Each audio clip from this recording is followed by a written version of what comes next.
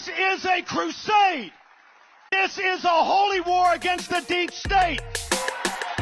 Where are the dictators? Where are the strong men? Donald Trump is our instrument for retribution. I'm going to fight for Christians. I'm going to fight for white people. They have the Great Reset. We have the Great Awakening. And why shouldn't I root for Russia? Because I am. I want to see these people go through misery because of their grooming against our children. After the assailant entered the home asking, "Where's Nancy? Where's Nancy?" Those are the very same words used by the mob when they stormed the United States Capitol. I did nothing wrong. Welcome to the Did Nothing Wrong podcast, where we cut through the noise and help you make sense of the chaotic information space around us. I'm Griff Somke. Veteran anti-fascist researcher Spencer Sunshine has been keeping tabs on the radical right for decades. His work has appeared in the Daily Beast, Salon, Truth Out, and the Jerusalem Post, among others. Sunshine is a prolific writer, with many published titles and 2 brand new books coming out in 2024. I'm thrilled to get a chance to talk to him. Stick around. Spencer, thanks for coming on. Welcome to Did Nothing Wrong. Sure. Thank you so much for having me. Can you tell the audience a little bit about your background and how you ended up doing this kind of work? Sure. It's a bit of a funny story. As we were chatting before the show, I was involved in the punk rock scene for a long time, starting in the late 80s. And I grew up in Atlanta. That whole scene was dominated by Nazi skinheads. Right. Like, this was before Nirvana and bands got signed. So you'd go to a show and there'd be like 1,000 people at it. And there'd be like 50 roided up skinheads in the middle of the pit intimidating the whole crowd. And there were numerous neo-Nazi groups and Klan groups, both skins and older people at the time. It was sort of like one of the heights of this Nazi and really violent Nazi and Klan revival that started in the late 70s. So I ended up hooking up with a group of older, although they're younger than I am now, anti-fascists who we would call them anti-fascists today, who had formed a public community-based group. And then they kind of put me together with some other teenagers in the punk rock scene. And we actually formed a group that then was called an anti-racist group, but now it would be called an anti-fascist group. Right.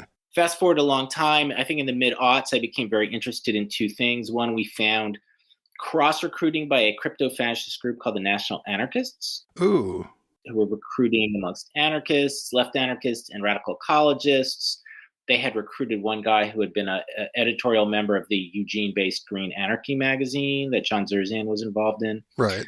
And also at the same time, there was like a lot of anti-Semitism around the Second Intifada amongst Western supporters, and we became very interested in this. And so in 2008, I wrote a long article that did really well, was translated into several languages for a think tank that I ended up being associated with, which will not be named. And then over the years, I just wrote more and more stuff. So when Trump happened, there became just an explosion. And I was one of the few people who had been really paying close attention to this stuff over the years, because it kind of the far right bottomed out in the US after 9/11. And really, there was a bit of a bulb around 2008 when Obama was elected. And there was, the Tea Party and a new wave of militia groups. But it didn't really take off till 14, 15, when I had this meteor-like rise. And so I've been, really involved in different stuff and counter-organizing and writing and researching and putting kind of think pieces and writing a few books now since then. That's actually really fascinating that you bring up the entire national anarchist thing. That was a really interesting little phenomenon that happened right about that time. It was like, this is going to sound crazy to those of you who are listening who haven't researched this a little bit, but essentially like anarchists, but racist. They wanted their own sort of anarchist ethno-state to happen, which seems a little crazy, but they actually had quite a bit of luck with recruiting for a short period of time there. You wrote extensively about that. Can you talk a little more about these groups and their sort of rise and fall, as it were? How did this kind of come up, and how did this kind of drop off a little bit? Sure. They were kind of a fascinating group. I wrote an article in 2008 called Rebranding Fascism, National Anarchists, which you can find online in several places. So as I said, there was a real bottoming out for a lot of these, the far right, including the neo-Nazi movement and the Klan. The Klan has gone down and down and down. There's only about a dozen groups now. So right. In this time in which the format they developed in the 80s and 90s was sort of worn out and there wasn't a lot of energy, there were a lot of weird. So some of the people involved in this prior wave were trying to rethink what they were doing and create a different way forward. And some of them had come out of a part of fascism called third positionism, okay, which is a anti-capitalist form of fascism that sometimes is involved in radical ecology and even animal rights, but also concentrates on ethnic separatism, racial separatism. So they want to work with other racial separatists, with Black nationalists, and sometimes with other regionalist groups, regional break-off groups. So one guy who had been involved in a British group that was briefly very popular called the National Front. He was in the third positionist faction. And then as the years went on, he became an ultra-decentralist. So his idea was that there would be racially separate villages, hence the anarchism. Right. He originally started working with an anarchist radical ecologist from there were many magazines called Green Anarchy. So it was one of the guys in Green Anarchy. Of course, this guy, the national anarchist leader, his name is Troy Southgate. He's still around. He publishes books and stuff. He was a Holocaust denier, and he had a bunch of the other sort of standard racist talking points. But because of this ultra-decentralism, he went to left anarchists and was like, hey, you're against the system too. You want a decentralized system and you want it to be voluntary. Well, we're totally for that. And we voluntarily want an all-white area. So this is like the white ethno-state reduced onto a village level. Right. That evolved too. He embraced any kind of decentralization. It wasn't just racial decentralization. So he ended up working with a guy named Keith Preston, who has his project is Attack the System. And Keith somehow also got a toehold in some libertarian circles. And Attack the System even recruited a guy who's Native American. They've tried to get, again, their claws, and they try to get their claws into every little piece. It was sort of a fascinating thing. They recruited a couple groups in the U.S., one in San Francisco called BANA, and one in New York City called NATA, the National Anarchist Tribal Alliance.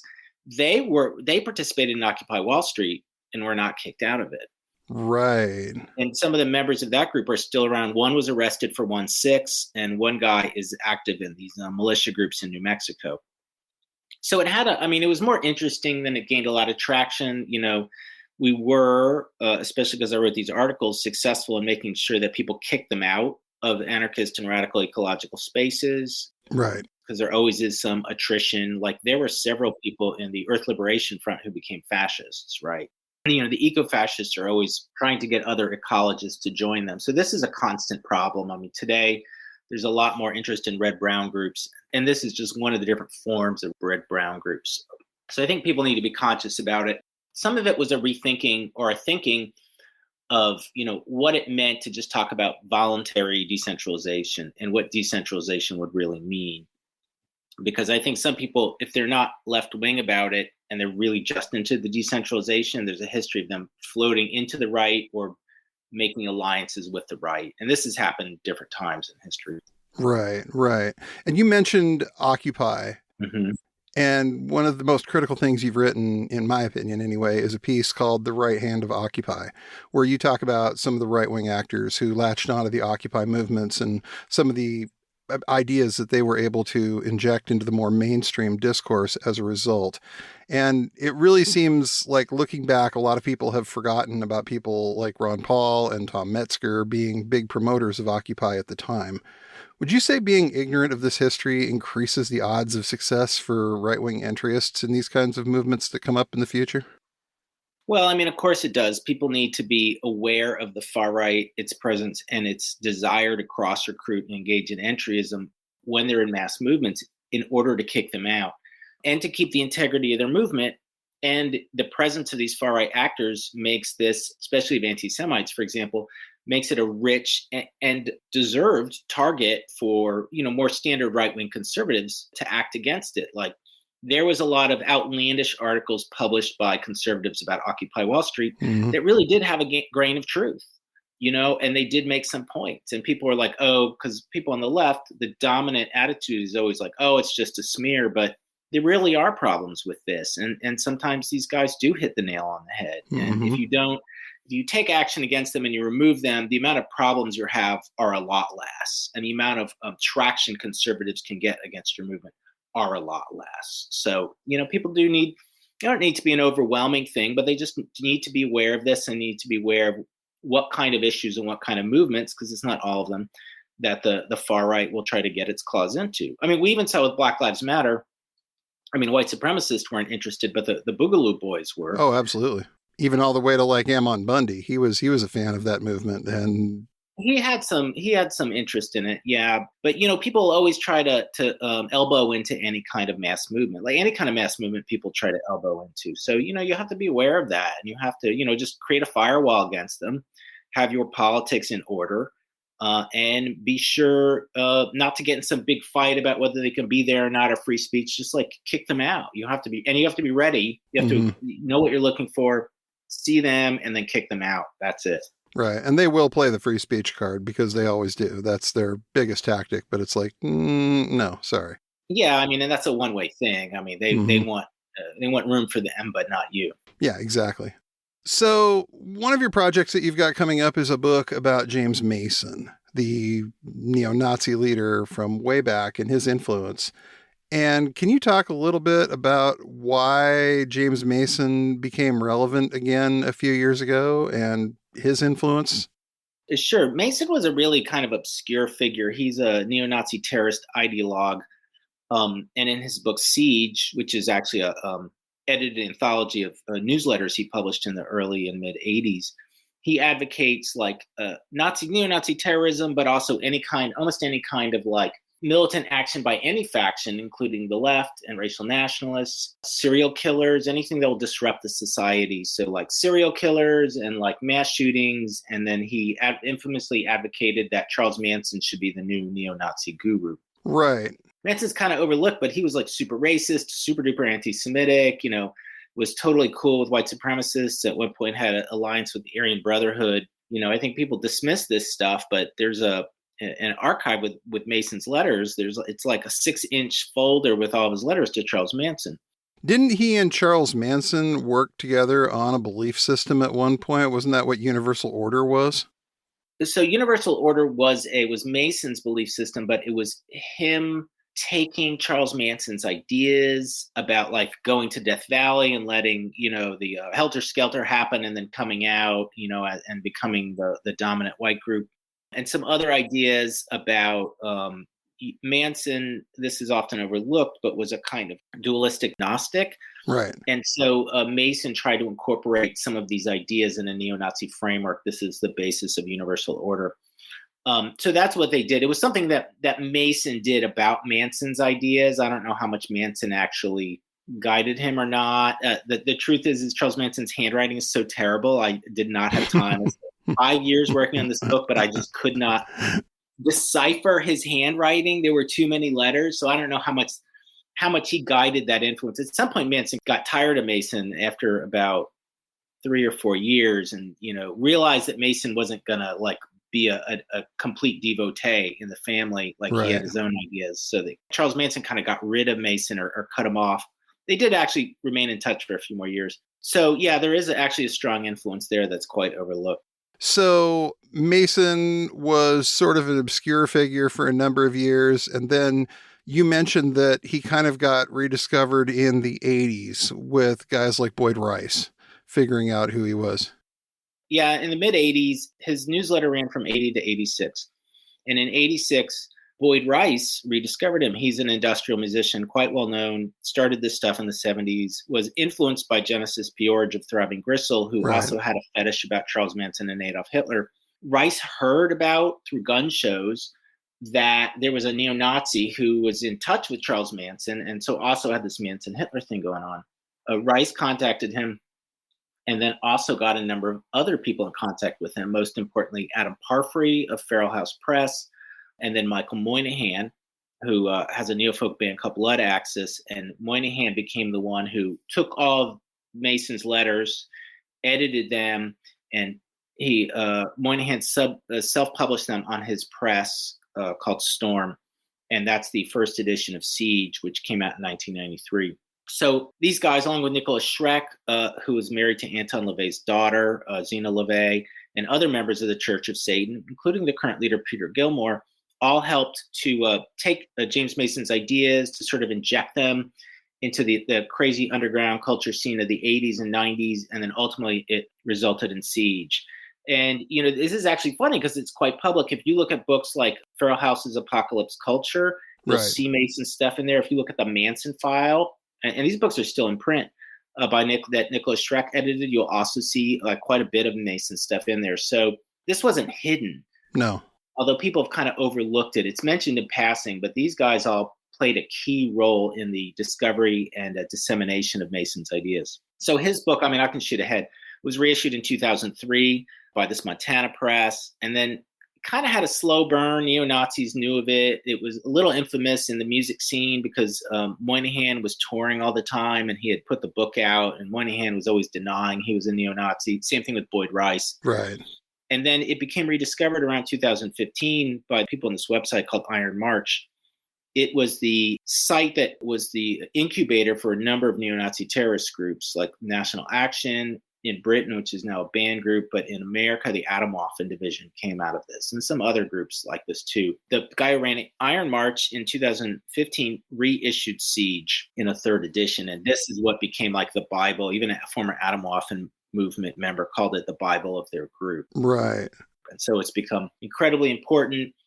A lot of the things that Mason developed that were very unpopular in the 80s are very current now. This fetishization of serial killers, the sort of edgelord approach. Mason was into pornography and got arrested for taking pictures of like 15, 16-year-olds. So this sort of goes along with a lot of this extreme, there's a lot of child porn that floats around. It goes along with this. Oh, yeah.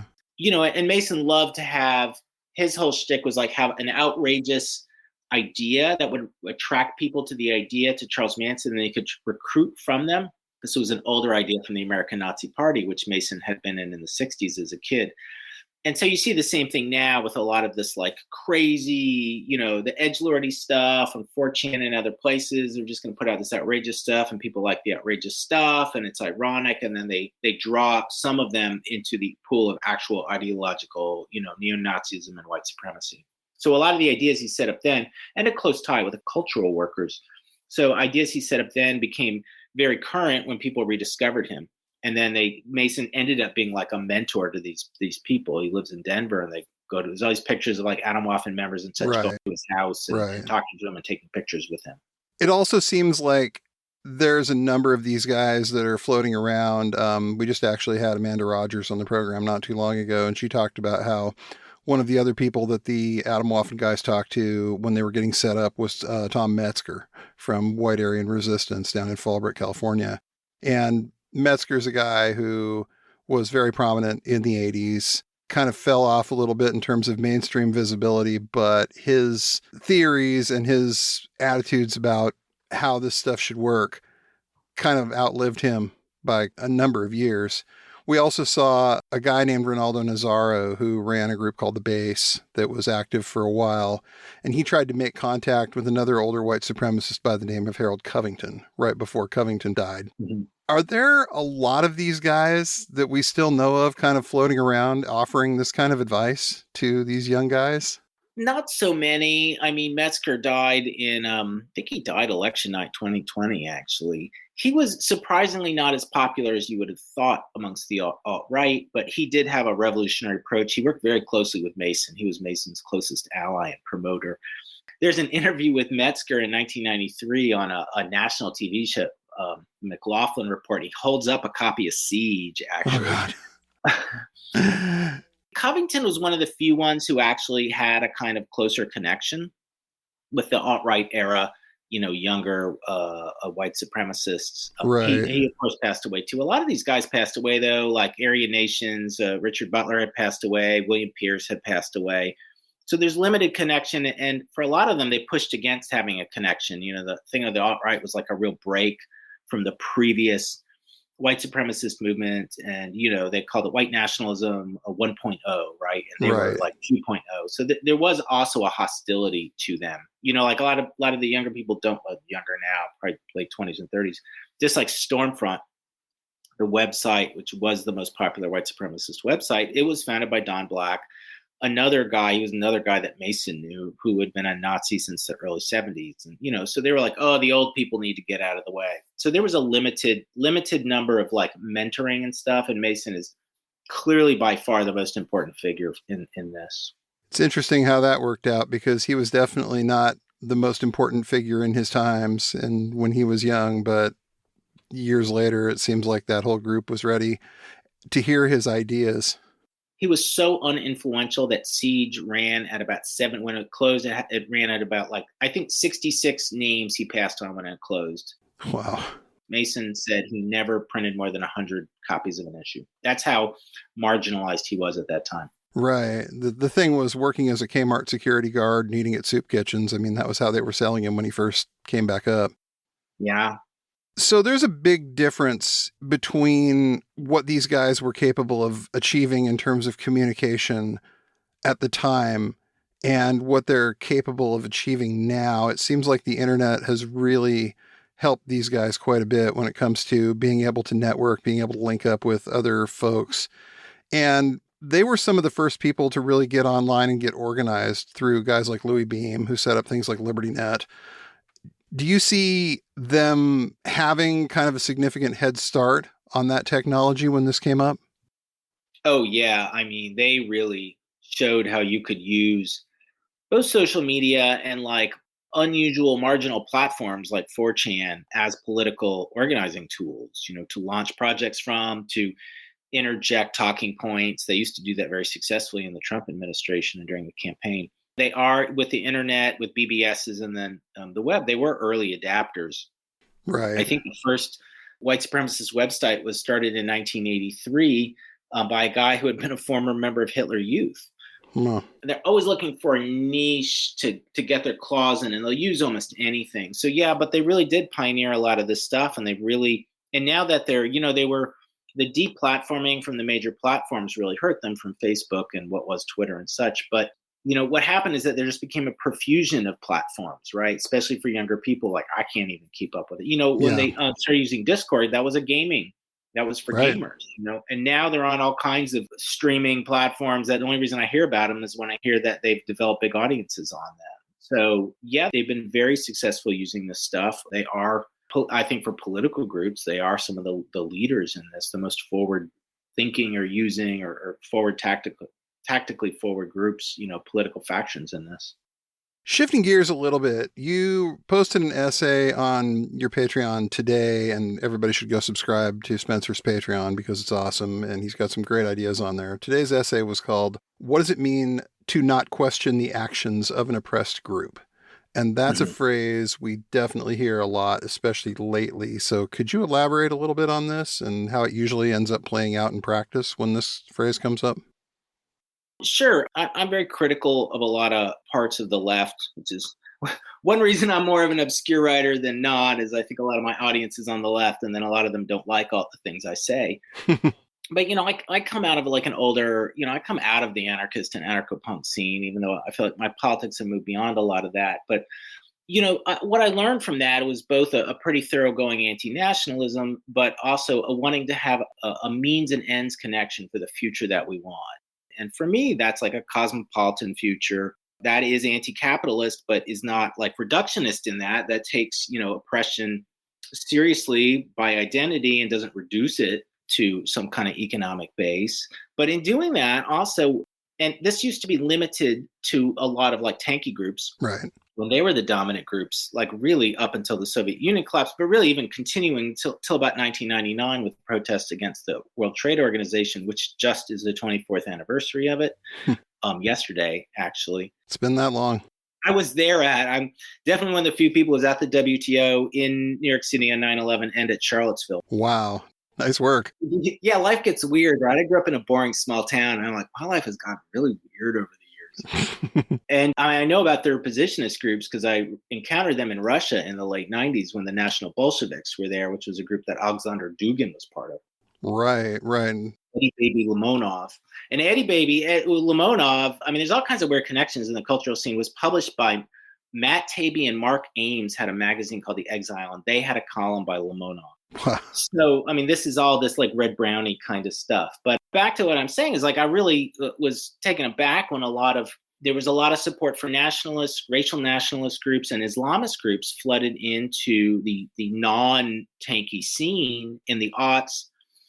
This really picked up. There was some sympathy for Al-Qaeda. A lot of people said some stupid things about 9/11.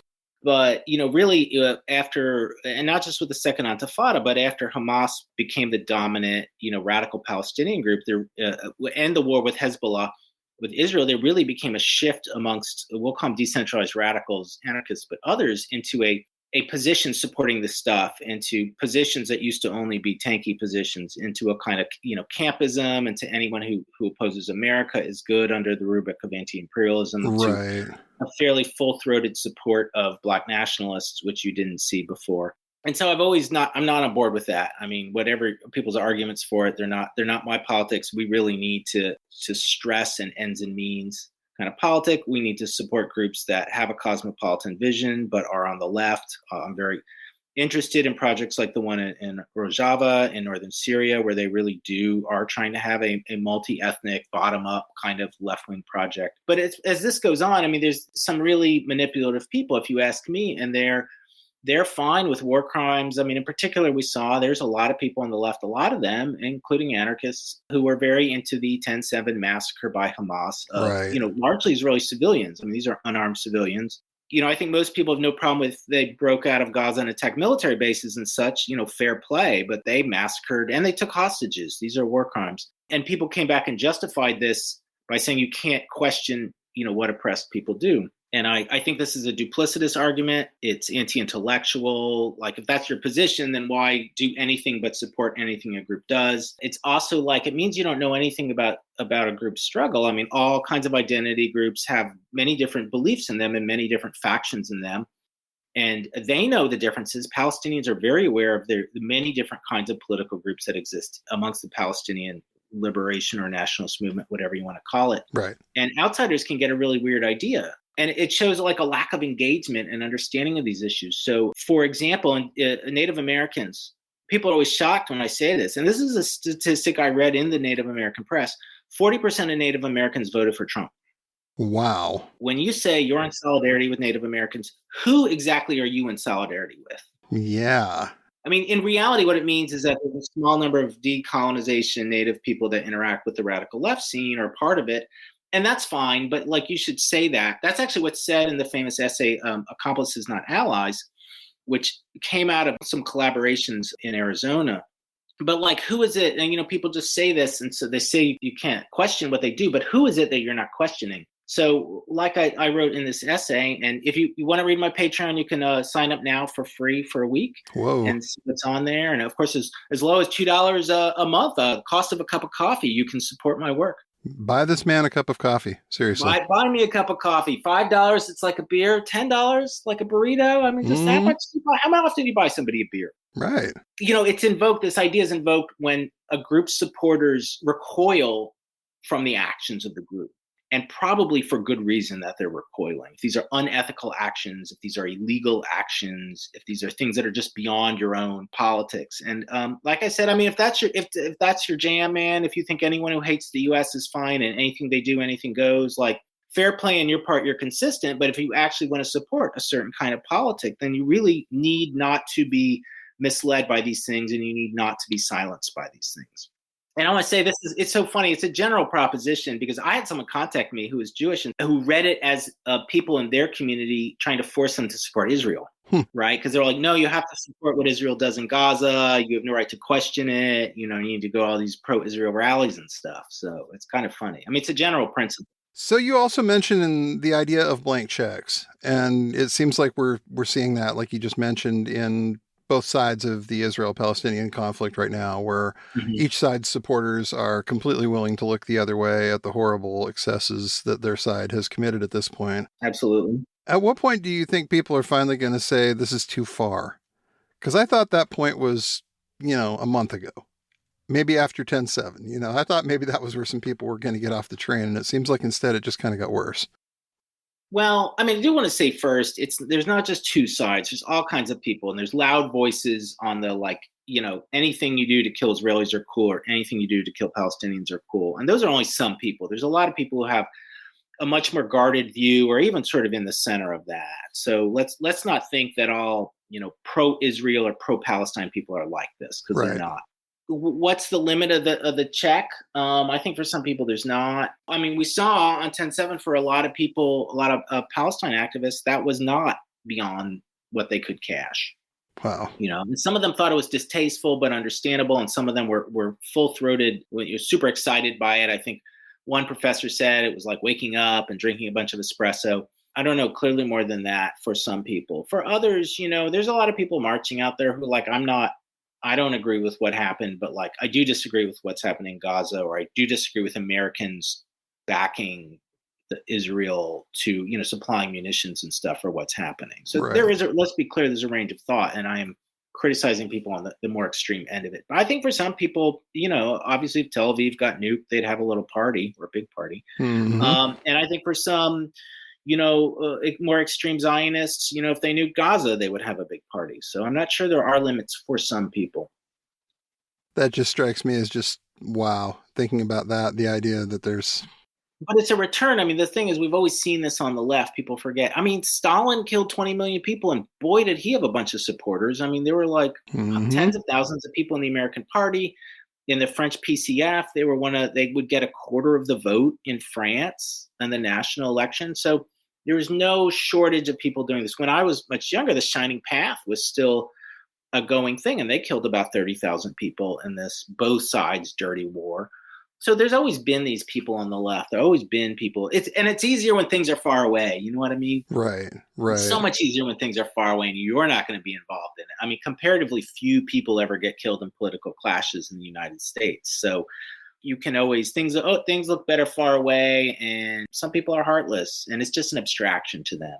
Wow. Yeah. And it really seems like this one has kind of come home for a lot of people. I don't ever really recall seeing this much activity around almost anything else that's gone down. I'm 48, so my view is somewhat limited on this, but it definitely seems like for my entire lifetime, this has been kind of the big defining issue where people are going to have these conversations.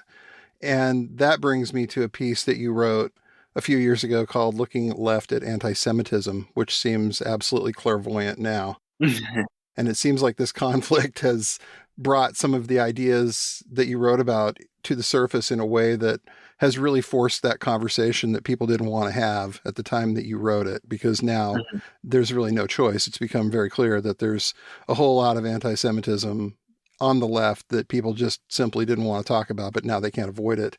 Do you think this is where we get to finally have that debate? No. So I wrote that essay in 2019, really based on like 15 years of experience and frustration about even trying to get Holocaust deniers kicked out of explicitly left-wing spaces, and there being a huge pushback about that, or people just refusing to do it. This book will actually be published, talk about weird timing, in a year on a press in Britain with some other essays I wrote, and I revised that essay. Although you can Google it, it is online. We'll put it in the show notes. I think it's totally worth reading. So yeah, we're going to link that.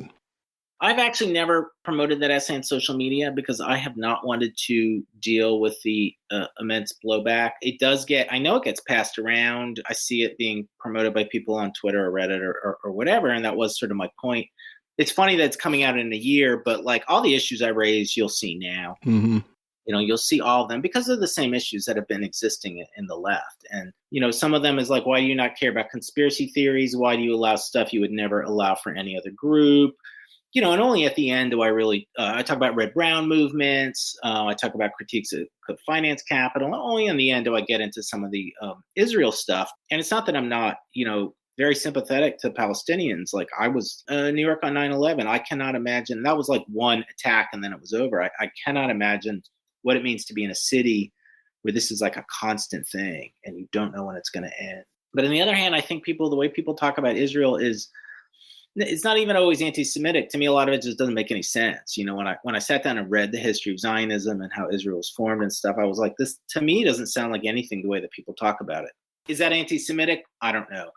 Is that wrong? To me, I do think it's wrong. I think people just don't want to. It's such a complex situation, and everybody looks so bad. Right. People turn it into this intense black and white thing. It's almost like an attempt not to deal with the complexity. And then it becomes a symbol for everybody, like this battle between good and evil. And it's funny, for some people, Israel's the good and the Palestinians are evil. And for other people, the Palestinians are good and the Israelis are evil. And so it has this larger than life place in our consciousness and the world consciousness, and it functions in other ways. And you see this, how it's such a popular topic on the left, when in reality, Hamas, who are theocratic Islamists battling, the IDF, Israel's controlled by the far right, character Netanyahu, are in some sense a far right versus far right conflict, right? Right. It's an odd conflict for the Western left to be so involved in, because, and this is some of the problems I try to get at. On one hand, it is right to intervene on the side of the Palestinians.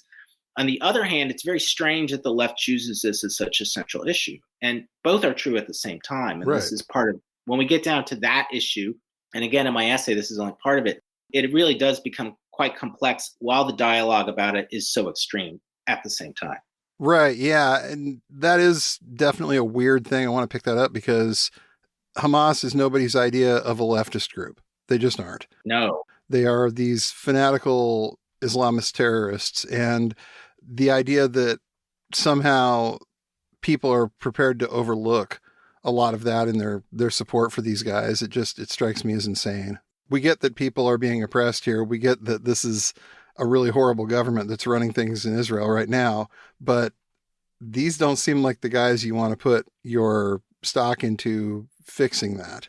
It's strange. It's a kind of campism too. It's a kind of, as a subset of anti-imperialism, a kind of pro-Islamism, a return of pro-Islamism that, again, I think we saw on the left starting in the mid-aughts. But yeah, I mean, there's just a lot of strange things about it. I do want to emphasize again, because somebody's going to listen to this and go fanatic. Like, I'm not saying people shouldn't protest against what's going on. I'm not saying people shouldn't be involved in Palestine activism. I am saying I don't trust anyone who doesn't explicitly denounce anti-Semitism and explicitly denounce 10/7. I would never go to a demonstration that this kind of group organized. And so everyone has it. We all, the Likud, the Netanyahu's party has committed war crimes. Hamas has committed war crimes. Has Israel committed more? Yes, they have. But it's not either or. You can't just let people off the hook. So I do want to say I'm not saying all Palestine activism is either anti-Semitic or wrong, but I feel like there are a lot of people engaged in it that I am taken aback by, and I won't work with them. Yeah, no, totally understandable, because those are the kind of people that end up on the wrong side of all of this kind of stuff eventually. If you're prepared to overlook that kind of thing, it's just not. Yeah, it's sort of like anti-Semitism, and I tell people this, once someone has really adopts anti-Semitic conspiracy theories, they're going to adopt all kinds of other crazy bullshit too. They're going to, they're going to end up being TERFs. They're going to end up as anti-vaxxers. There's a certain, I don't say his name, a washed-up folk singer, and this is exactly what's happened. He's long had these, who portrays me in some way strangely exactly like anti-Semites portray me. I've been the subject of anti-Semitic conspiracy theories for over a dozen years now. And, I'm like the puppet master behind all of these things, but, it comes out that he's anti-trans and he's connected. He is working with and playing events for the, Caleb Maupin, who's this, that guy. Yeah. This deep red brown figure. So like I said, where anti-Semitism goes, or where you see it, all kinds of other shit politics will follow. So even if you don't care about that issue, even if you think it's a red herring about Israel or something, you need to pay attention when someone is by other leftists accused of this and seems to be guilty. And, let's say you don't care about that issue. You need to look at that person's other politics. Right. Because it's really the gateway drug to a lot of other bad shit that people get into. They get into this, and like you said, next thing you know, they're anti-vax. Next thing you know, they're into any number of other terrible ideas, but it always seems to start with anti-Semitic, the Jews run the world kind of stuff. It starts with it, or somehow that gets mixed in and becomes very visible. A lot of anti-woke stuff is now following this. You're starting to see all kinds of right-wing talking points, and these people become vehicles for them. Even your somewhat more mainstream right-wingers, guys like Charlie Kirk, are now starting to talk about Jewish finance capital and stuff. And it's okay, we're getting down the rabbit hole really fast here. Yeah. We've seen, because of the level of impact of the far right into the Republican Party, even with the alt-right having faded, they helped inspire this. And the large presence of this, of national officials like Marjorie Taylor Greene, that becomes a conduit for these anti-Semitic conspiracy theories encoded or some kind of form, or representational, where it's a single person doing it, like Soros or something, and not like the Jews. Yeah, it bleeds over into everything. It's established it on such a large scale in the United States that we really haven't seen since maybe the anti-communist days, in the 50s of, Eugene McCarthy, not Eugene. No. Joe McCarthy. Joe McCarthy. I always confused the two. Eugene McCarthy was a left-wing candidate in 1948. Wait, did I get that right? Or no, 68. 60. Oh, I'm confusing with Wallace now. I'm so bad. My brain. You have a certain age and your brain turns to goo, especially about names. It's never good with names. No, totally. Yeah, but it's so strange. I mean, we forget now how in 2016, like things that go on now, we don't blink, that were shocking in 2016. Right. And that was, I think, what, with me personally, what kind of woke me up was seeing some of these ideas that I hadn't even heard in years. I, like you, came out of more of a punk rock background. I'm from a town called Spokane, Washington, and we had a group called the Aryan Nations right next door. And they used to come over and start shit at shows frequently, all the time. So that was kind of where I grew up in terms of seeing what these guys were all about. And, we had some kids from my high school that ended up getting recruited by that group. So, you kind of think it's done. You kind of think it's not as much of an issue, but then you start to hear these ideas coming out of more mainstream GOP people, and you find yourself thinking like, wait a second, this was all like the kind of stuff they didn't talk about on anything other than Stormfront a few years ago. And now we've got these guys that are more mainstream Republicans that are saying these same kinds of things. And you're right, it was shocking then, but it seems like it's gotten a whole lot less shocking to people on a mainstream level ever since. Yeah, I mean, the great replacement theory, you hear it commonly now. I mean, in 16, this was still an openly recognizable white supremacist talking point, right? This is what Elon Musk, I think, approved a tweet of, or was positive about. Oh, yeah.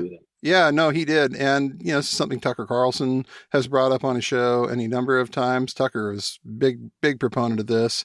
They love Tucker because he says the kind of things he used to say the kind of things in front of a whole lot of people that you couldn't say on, a white supremacist podcast in front of anybody. Right. But a lot of people thought, I mean, that was when people were like, oh, Trump, there was one article, I think in Salon or something, when Trump announced his candidacy, and they're like, we're going to cover this in the humor section. And it's like, yeah, but Trump is saying what people are thinking. Yeah. I mean, maybe they do say now, but they didn't want to say out loud. He talked to a bunch of people in a way that they'd never had anyone talk to them before on a national level. They had been feeding off of guys like Rush Limbaugh. Absolutely. For a number of years. They had been getting that red meat, but then there was a disconnect between guys like Limbaugh and these Republican politicians who were kind of like, yeah, now lower taxes. Right. But now you've got a Donald Trump who's basically saying the kind of things on the campaign trail that guys like Limbaugh said on the radio for years. Like, we're going to build a wall. These people are like, hell yes. This is what we've been waiting to hear. So I really think that at least part of the reason why some of these people are so fanatic for Trump was because he's the guy who said for a number of years what they had been wanting one of these guys to say to them. He's the one who told them the truth after all of that. And now you're seeing this split in the Republican Party where you've got this whole second party that's come up around Trump, and they're going to end up seizing the means of power. I think at some point the MAGA side of this is going to end up running out the last of the Mitch McConnells and the Mitt Romneys and these other guys. And what you're going to end up having is this just crazy fanatical America First faction just taking power. It's hard to tell. I mean, the funny thing is like DeSantis is like, I think if he was president would be the most effective far right kind of guy. And he's not quite in this camp. You know what I mean? Obviously he's running against Trump. And the number of electeds who are in this camp are really quite small, but they, it's like, 4-6 people in what was tried as the America First caucus, and rep. Right. But they're able to influence the rest of the party, the people who before were more like neoliberals or something, or like lower taxes, more jails. But they're able, it's the influence on the rest of them. I don't know how much. This is the really crazy thing in the U.S., as Chipperley and Matthew Lyons point out in their book, Right-Wing Populism in America. It's from 2000, but it's a book that influenced me a lot. Chip was one of the major writers about the far right during this down period in the 90s and aughts, starting in the 80s. He actually came out of the sort of countercultural scene. He used to be a High Times writer. But they talk about how historically in America, the far right worked in a boom and bust cycle. Like the Klan was very popular in the 20s and then went away. And then like anti-communism, this crazy anti-communism was very popular around McCarthy and then went away, the Birch Society. And, at first the militia movement was very popular in the 90s and then went away. And so at first I was like, oh, well, this seems to be following the cycle. There'll be Trump and it'll go away. But even after Biden beat him, the far right, I had told a journalist this because he sort of seemed like he just discovered the far right. And I was like, look, their activism and their size has remained pretty steady, in my view, after Trump left. Yeah. Look, we all were thinking or hoping that it would deflate. Maybe we're no longer so thinking because of the original election, but hoping it would deflate the whole thing. And it hasn't. It built a big base. Yeah. But if you look at Europe, for example, the far right has established a, permanent base in most of the countries, in the Western countries. In the East, it's much stronger, obviously. These parties often get 20% of the vote. I think that's like a kind of standard average for these parties now in Western Europe. Yeah. And even in the US, people were surprised at Trump, but this kind of far right had arisen in Europe again, like starting, I think, in 1999 in Austria with the Freedom Party, and had long established itself in Europe. So in a way, we were just like finally coming around to that. Although they have parliamentary systems, so it's easier to see smaller, influences of smaller trends there, right? Where here the winner take all system sort of pushes. And in the old days with a high capital investment media with TVs and newspapers, it pushed a lot of ideas out of the mainstream. You couldn't see them. But that didn't mean they were building. And this is why the internet has allowed these ideas that wouldn't make the mainstream before, but have some following to be very visible. So this is probably an odd question to ask, but what gives you hope going forwards? What do you see that you're optimistic about? Well, I mean, there really has been, it's not doldrums for the left. The fact that we now have openly democratic socialist national representatives is not something when, I'm around your age growing up that was possible. Right. People are mobilized around different issues. And, I hope that I'm not in all issues necessarily excited by and sometimes not on board with what people on the left say, but that's probably true of anyone in any political movement who's really well informed about all the nooks and crannies. I mean, I do think as much as we hear crazy stuff, and it is terrible in some places like Florida about trans people, like trans people have also seemed to have established themselves as a permanent fixture in society. People, in fact, are angry about trans people because they're so visible, right? Right. And it is so established. And I don't think it may be beaten back in some places, but that's not going to be beaten back in general. Like, I don't think it can be. And so, I mean, I think that's a good thing. I don't know, societies ebb and flow between progressive and reactionary periods. I mean, the U.S. is very split. I mean, this is the blue-red map, and I know people have talked about it a long time, but like, yeah, there's a lot of people on the far right, but there's a lot of people who reject all that stuff too. I'm Gen X, and when I go to leftist meetings and stuff, I'm always the oldest or youngest person there. Mm-hmm. Always, unless some anarchist stuff, right, or something, and then there's a bunch of people this age, and it's because of the time I came of age in the early 90s. There wasn't a lot of people politicized on the left, and that's just not the case now. Like younger people, there's actually many more younger people, so it's not a bad time for the left in a way. So I don't know, the struggle always continues or whatever. You never reconcile all of the contradictions in a society. And I don't think this is a horrible time to be alive in America. If you're a racial minority or, a sexual minority or whatever it is. And there's a lot of people who are willing to struggle with you, and you have a lot of support from people who don't even belong to your identity. And there's a big wave finally of new union organizing. This has been many decades since this is happening. Oh, yeah. People openly talk about capitalism now and reining it in. And that just wasn't done really openly for many decades, like since the new left people kind of faded out. So, and I think to some extent, as like a fellow Gen X person, we saw like the absolute low point of the union movement. Mm-hmm. We were around for Reagan firing the air traffic controllers.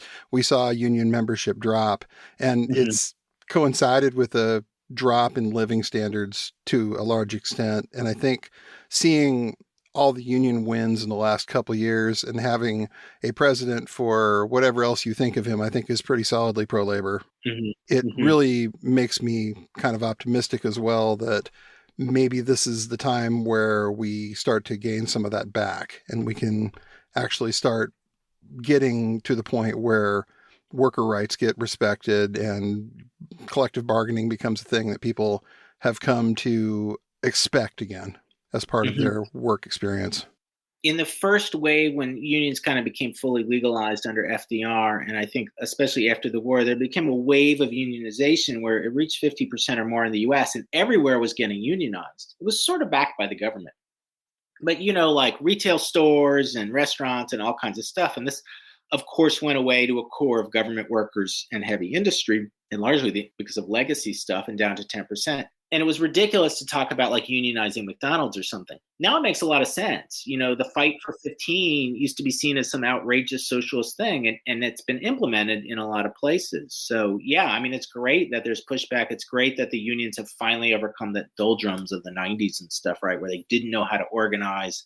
And these were very fringe industries that people poo-pooed them in organizing. And now it's accepted, although it's probably accepted more because there's so many more jobs like this. And there's not these of the Keynesian era with these like permanent jobs with high wages and a big middle class. So many people just aren't middle class, won't be middle class. These are just the jobs they have. And a lot more people, this is overlooked, I think, a lot more people go to college now than ever. Right. And this includes people who aren't white. Like the college going rates have increased a lot. And in our country, it's not true in all times. For example, peasant revolts used to be a big deal, in the 20th, 19th century. A lot of educated people, you need to be kind of savvy about stuff to be politically effective, active and effective, these days. And you have just so many more college educated people. It gives people these tools to do this, even as they're schluffled into these shitty jobs with, high rent and high student loans. So, the attempt to go to college to overcome these things used to not be common to go to college until the 60s, really, right, in the United States. You're giving people the tools to, fight back against the same society that's sort of digging you into, like for student loans and stuff. So I think you have a lot of people going like, no, we can unionize this. We are in shitty jobs. We can't change our position. Mm-hmm. We know we can change the position through organized collective action. They don't have that perception that people our age and a little older had of like, well, maybe the union movement's time is over and it's not needed anymore. Mm-hmm. They grew up in an environment where things were not so great in a lot of cases. And they're looking at it and saying, there was this thing that we used to do. Yeah. There's a lot of like, and I sort of see it more clearly now. And I mean, it was seen as a small thing, but it did kind of catch some of the zeitgeist of the generation, like the slacker thing. And it was just like, there's no really point of changing. You're not really going to be able to change stuff. Even at radicalism, there's like a kind of dropping out, and you could do it too, because the rent was really cheap. And for me, everything revolves around cheap rent. Right. And there were more social benefits available, but there was a kind of resignation about stuff. Even amongst radicals, there was still like, we're going to sort of drop out and we're against the system, but we don't think we're actually going to get anywhere with that. Right. And I think that's really very different. That's a generational attitude, and it's not held by, Zoomers, and certainly not Zoomers, but even not by a lot of millennials. So, right. And our, Gen X was actually, I didn't realize this until recently, numerically, we're getting to a Gen X podcast here, numerically it's much smaller than both millennials and baby boomers. Oh, yeah. So the number of people who are Gen X just on that level are very small. So even if you're talking about representation in a political group, well, there would have to be less for Gen X if it was proportional, right? Right. 10% of every generation. There just aren't as many people. No, there aren't. And that's always been kind of the big sticking point for a lot of this stuff, is that there weren't as many. Mm-hmm. It was a baby bust. And as a result, you're not going to see as much of this kind of stuff getting adopted until the bigger generation came along and started kind of ramming it through, as it were. Mm-hmm. I think a lot of political and cultural strategies developed under Gen X were predicated on cheap rent. Yes. And predicated on cheap schooling. And that just doesn't exist anymore, which, almost everyone I know who's around my age is struggling. There are very few people who actually have done well. And I mean like solidly middle class. I don't mean rich. Right. And I didn't come from some elite. I came from a middle class family, but like, I went to public schools and and everyone I went to school with, they're not doing great. They're all struggling. And some of that is people didn't, were like, situation will continue as it is. Right. We can always make rent, and then we can do these other things. And that just isn't, that kind of more lackadaisical approach to work isn't feasible now. Yeah. I tell people, young people, like, what should I do? I'm like, become a plumber. Like, Yeah. I'm like, the first thing you should do is get a high-paying manual labor skill. Yeah, go learn a trade. Go become a fucking electrician. Like, Oh, there's yeah. a huge group of electricians. They get paid a massive amount of money. Mhm. And then do your work on the side. But, like, don't be scrambling all the time to pay rent. The more you do that, I have to do this all the time, the less work I produce, you know? Right. Right. This is how it is. And that wasn't always the case, but it is now. We're in that same boat. It was in the 60s, people were like, oh, yeah, we didn't even have to worry about paying rent. We paid $75 a week or something. I could work one, you know, in San Francisco in the New Left period, people were like, yeah, I worked one day a week or one week a month or something. I covered the rent. Like, it was, and people like owned places or whatever and just gave radicals places to stay for free because they could, who had just regular middle class jobs could fund like a whole house. And that floated a lot of stuff. If you're spending all of your time working, even if you're fully politicized and know what you're doing, you can only spend so much time and energy doing these other things. Right.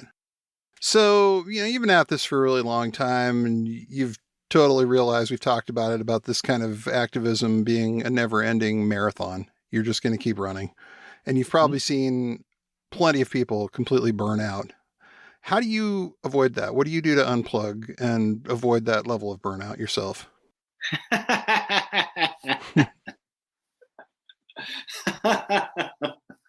You know, the best thing I ever heard was, it's funny, an ex-girlfriend told me this, that someone told her this. The person was, you know, you're a young activist, they jump from whatever's the hot issue to the hot issue. So you're union organizer today, you're Palestine activist tomorrow, you're whatever's going to come next after that. Black Lives Matter, you know, you're hopping. Right. And that's fine as you're learning stuff, but her story, someone older radical told hers, and they were like, look, find something you're really interested in and concentrate on that. That will keep you involved. Because you can't, especially as you get older, you can't hop everything and you don't want to, and then there are a lot of people who are younger. And, you know, if you do this work, you realize if you're really going to do some work, there are only so many issues you can work on. Right. Like, usually it's one main issue and maybe two other issues. And that's not working a lot of a day job. You know, so for me, that's like anti-fascism and then less Rojava solidarity work and prisoner work. But I can't do anything else. Like, I could spend much more time doing anti-fascist stuff if I had more capacity to do it. That's actually a little terrible about absorbing people's lives, because you're actually becoming totally involved in a separate political movement in a sense, right? Right. You know, there's only so many things you can do. Pick the things that are meaningful to you. That will keep you involved. And work with people that you trust and you like. You know, you get screwed over. Humans suck, okay? But I think there's always going to be liars and cheats and manipulators and backstabbers. But I think there's a particularly large number of them in political movements. And so you got to make sure, you got to be able to know how to handle that. You got to learn how to handle factional infighting. And you got to work with people that you like enough, whatever that is. Some people are very picky. They need to work with people of the same identity. If you need to do that, go figure out how to do that. You know, figure out what it is that makes you comfortable enough. You do want to be challenged some, because that helps you learn and grow. But do the things that you have some fulfillment in. Right. That will keep you involved. My wisdom, the message to the young people. No, I always ask because, like, you know, you see that with people, especially these days. People burn out a lot. It's a really frustrating milieu to be in. Very little reward, very little anything besides just wake up the next day and go again. You see this on the far right too. Think of all the alt-right people in 16, 18. You haven't heard their name in a long time. Like, where's Jason Kessler now? Yeah, it's totally true. These guys, they did the same thing. They expected to take over.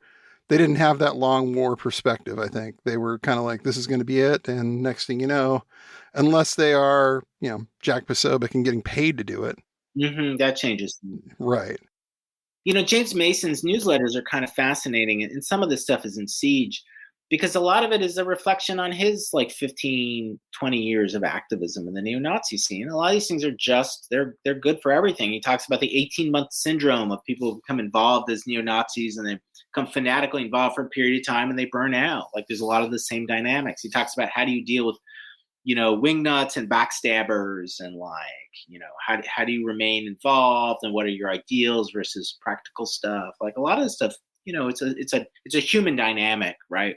People get caught up, oh, the left is this or that, but we're talking about leftists are humans, and we're talking about human dynamics. So Yeah, it's funny. I've learned some things from the reflections of neo-Nazis. It's true. Well, you can't not to some extent because they're dealing, again, with a lot of human problems. Yeah. They have to figure this stuff out in the same way that everybody has to sort of figure it out. And you see that they do the same thing. You take a guy like Louis Beam, who wrote the Leaderless Resistance Manifesto, which he won't tell you it was cribbed from a lot of communist ideas and groups at the time, but it's very clear. You read this and you're like, hey, this is Ho Chi Minh. This is kind of very basic guerrilla theory here. And it's the same thing. People take knowledge where they can find it. Sometimes that's a really bad place, but at the same time, that's how the world works. Yeah, well, a lot of people in the far right, they may be despicable people. Actually, sometimes they're nice people to your face. I mean, this is kind of fun. They may have despicable politics, but that doesn't mean they're not smart or observant people. Doesn't mean they're not observant about human nature. And right. So I think Beam does acknowledge that he took some of this stuff from an American army person, doesn't he? Yeah. It was a Colonel Amos, I think it was, that he was a fan of.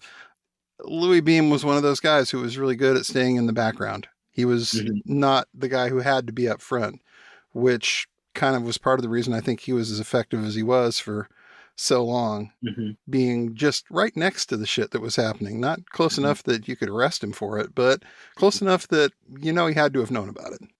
Another guy who I just thought of this as you're talking about it, traveled the very same path as Mike Vanderbaugh, who's passed away, but was the founder or co-founder of the Three Percenters. Again, a hyper-decentralized group.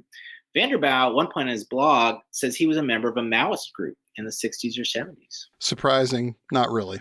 And and then you're like, oh, I can totally feel that. I can feel that in your work. Right. Here's another weird thing. The far right does crib from the left a lot because the left is very innovative. The whole idea of white separatism and the white ethno-state and stuff, this stuff all got influenced by 1960s left-wing revolutionary nationalist movements, so black nationalist groups and anti-colonial groups. And then people, especially Alain de Benoist of the French New Right, started looking at this and being like, oh, they want separate nationalists. They say they're communists, but whatever. Look at them. They're nationalists and they're revolutionaries against the global capitalist system. We can be that too. We can be that in alliance with us. We don't need the old white supremacy where we're going to conquer the world. This has burned its way out. Hitler burned his way out. He was an expansionist. We just need to keep what we have, just like they do. And so you'll even see these maps in the 70s and 80s.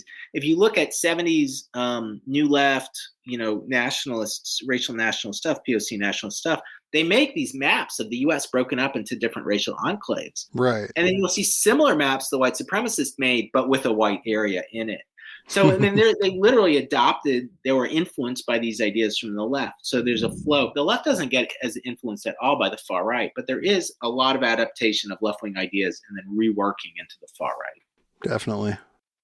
I mean, you'll see Metzger talk a lot about global capital. I mean, he sounds like a leftist. He's at their position. Some of this stuff, monopoly capital and all kinds of things, It's totally. The workers really need these right-wing politicians are sellouts.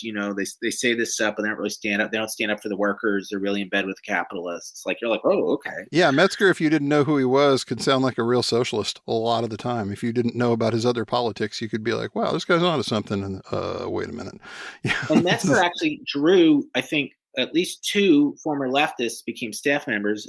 John or Gary, he used both names. Jewell used to be a prominent figure in the Industrial Workers of the World, became a staff writer for War, his newspaper. And Wyatt Kaldenberg, I think used to be a Trotskyist and also became one of the main people running the newspaper. Kaldenberg's still around. So he was drawing ex-leftists who liked these parts of his ideas, but were racists. Wow. Yeah. It's amazing how that goes.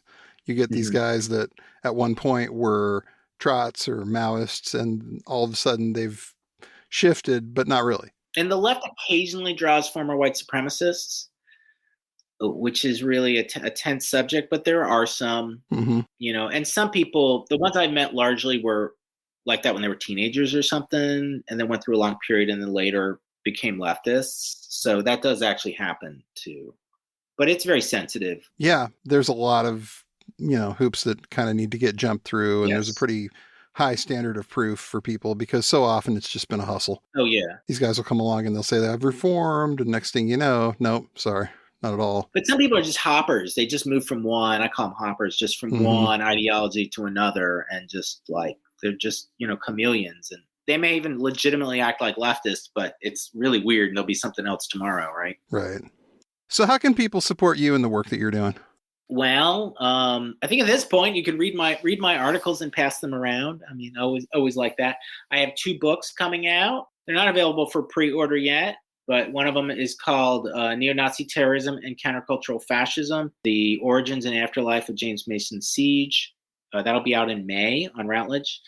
And out in, I think, November of 2024, we'll be looking left at antisemitism on the left, right, and in between in the United States. That'll be out on No Passaran in Britain. Okay. I have a Patreon. You can follow me on Twitter. God, I'm on everything now as everything's blowing up.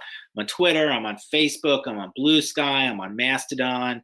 I have a mailing list that comes out, an email list I encourage people to sign up to. All this stuff is on the front of my website, which is spencersunshine.com. Although I heard my now tiny letter, the mailing list is being eaten up by MailChimp and it all has to be moved. Oh, God. I mean, spend all your time on social media. Yeah, and I have a Patreon. It's, like I said, you can start at $2 a month. You can get a free 7-day subscription if you want to look at what I do. It's mostly supporting my work. I'm not a high content producer. I would be much more successful if I was. I try to do more thoughtful and more research stuff. And so, yeah, as little, $2 a month or whatever you want to give, you can read my stuff there and support my other work. I've written these books. I wrote an organizing guide called 40 Ways to Fight Fascists, Street Legal Tactics for Community Activists. Did its 2nd edition in 2020. I'm right now, when we get off the podcast, I'm helping edit the Canadian edition. I'd like to produce a 3rd edition in the United States. So there's a lot of work I do. I mean, a lot of these essays that I write, even that get published, I don't get paid for. No. I got student loans to pay off. They're not getting paid, that's for sure. So, these are the, follow me on social media, share my articles, sign up on Patreon, tell your friends. Spencer Sunshine, I love his stuff, Good stuff. Yeah, this guy's definitely got a lot to say. You should really, really follow Spencer on all the social medias, sign up for his Patreon. It's good stuff. Spencer, thank you. I really appreciate you taking the time to talk with me today. I really appreciate the work that you do. Keep doing it, please. We need you. Oh, thank you. This is very much appreciated. It's been great to be on your show. I've enjoyed having this conversation about the old days. Indeed. Take care of yourself. Have a good rest of your day, okay? Okay, you too. Thanks for listening to the Did Nothing Wrong podcast. If you want to hear more, you can find us on the web at didnothingwrongpod.com. Please make sure you subscribe to get our content straight into your inbox. You can also follow us on Twitter at GRZABJJ, GRZABJJ, as well as DNWPod. We're extremely grateful for paid subscriptions and donations that allow us to keep doing this important work. Thanks, and remember, everyone mentioned did nothing wrong.